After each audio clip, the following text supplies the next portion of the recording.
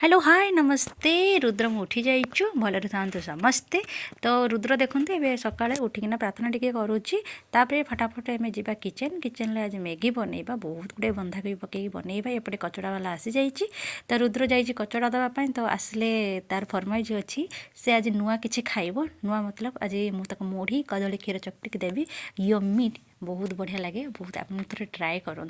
तो फटाफट देखूँ तापर एपटे आमर लंच पाई रेडी हो सारी खाली कड़े बसवा बाकी अच्छी।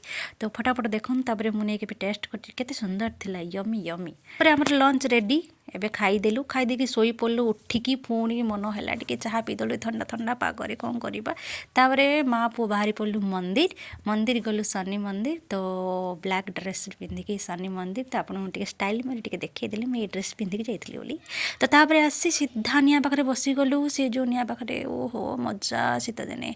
तापर सीधा गलु किचन फिर तरकारी गोटे बनईदेलु बनई चटापट खाई चलू तापर शोवा को आउ निहाती भल लगे आपण तो निहाती लाइक करेंगे कमेंट देवा जमा भूलें न्यू थे सब्सक्राइब करके रोचे पुणी एक सर्च वीडियो आप